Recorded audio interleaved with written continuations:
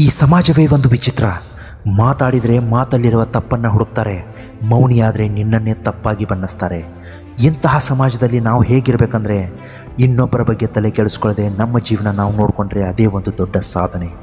Doctor APJ Abdul Kalam ಸಾಹೇಬರ ಪ್ರಕಾರ ಯಾವುದೇ ಮನುಷ್ಯ ಜೀವನದಲ್ಲಿ ಯಶಸ್ವಿ ಆಗಬೇಕಾದ್ರೆ ಅವನ ನಿರ್ಧಾರ ಬಲವಾಗಿರಬೇಕು. ಅವನ ನಿರ್ಧಾರವು ಬಲವಾಗಿದ್ದರೆ ವಿಫಲತೆ ಅನ್ನೋದು ಅವನ ಹತ್ತಿರ ಕೂಡ ಸುಳಿಯಲು ಸಾಧ್ಯ ಇಲ್ಲ ಅಂತ ಹೇಳ್ತಾರೆ. ನಿನ್ನ ಗುರಿಯನ್ನು ಸಾಧಿಸುವ ಮುಖ್ಯ ಘಟ್ಟದಲ್ಲಿ ಕೆಲವರು ನಿನ್ನನ್ನು ತಡೆಯಲು ಪ್ರಾರಂಭಿಸ್ತಾರೆ. ಯಾಕಂದರೆ ನೀನು ಗೆಲ್ಲೋದು ಅವರಿಗೆ ಸ್ವಲ್ಪನೂ ಇಷ್ಟ ಇರಲ್ಲ. ಅದಕ್ಕೆ ಅವರು ಮೊದಲು ನಿನ್ನ ಕಾಲನ್ನು ಎಳೆಯೋ ಕೆಲಸ ಮಾಡ್ತಾರೆ. ನಂತರ ನೀನು ಅದಕ್ಕೂ ಜಗ್ಗದೇ ಇದ್ದಾಗ ನಿನ್ನನ್ನು ಅವಮಾನ ಮಾಡೋದಕ್ಕೆ ಸ್ಟಾರ್ಟ್ ಮಾಡ್ತಾರೆ. ಹೆಜ್ಜೆ ಹೆಜ್ಜೆಗೂ ನಿನ್ನನ್ನು ಅವಮಾನ ಮಾಡ್ತಾನೆ ಸಾಕ್ತಾರೆ.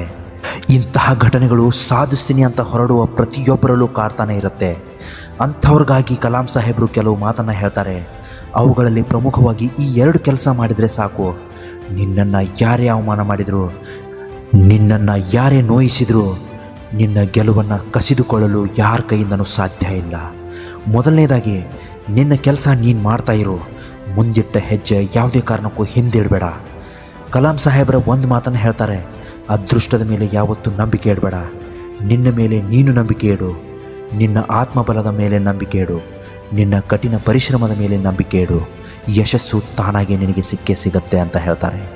ಯಾರೇ ನಿನ್ನನ್ನು ಅವಮಾನಿಸಲಿ, ನಿಂದಿಸಲಿ, ನೀನು ಮಾತ್ರ ಮುಂದಿಟ್ಟ ಹೆಜ್ಜೆ ಹಿಂದಿಡಬೇಡ ಅಂತ ಕಲಾಂ ಸಾಹೇಬರು ಹೇಳ್ತಾರೆ.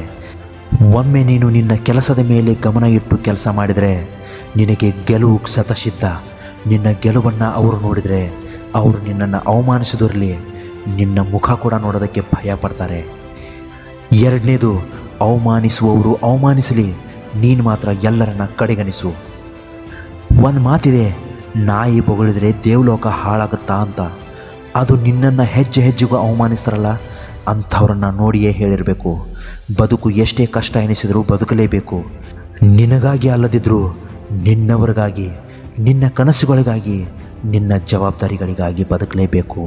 ಇಲ್ಲಿ ಯಾರು ನಿನ್ನ ಕಣ್ಣೀರನ್ನು ಗಮನಿಸೋದಿಲ್ಲ, ಯಾರು ನಿನ್ನ ಕಷ್ಟಗಳನ್ನು ನೋಡೋದಿಲ್ಲ, ಯಾರು ನಿನ್ನ ಸಂಕಷ್ಟಗಳನ್ನು ಕೇಳೋದಿಲ್ಲ. ನಿನ್ನ ಶಕ್ತಿ ಏನು ಅಂತ ಅಂತಹ ಜನರಿಗೆ ನೀನು ತೋರಿಸಿಕೊಡು. ಆತ್ಮವಿಶ್ವಾಸ ಮತ್ತು ಕಠಿಣ ಪರಿಶ್ರಮ ಸೋಲು ಎಂಬ ರೋಗವನ್ನು ಕೊಲ್ಲೋದಕ್ಕೆ ಅತ್ಯುತ್ತಮ ಔಷಧಿಗಳಾಗಿದೆ. ಅವು ನಿನ್ನನ್ನು ಪ್ರಪಂಚದಲ್ಲಿ ಉತ್ತಮ ವ್ಯಕ್ತಿಯನ್ನಾಗಿ ಮಾಡುತ್ತೆ.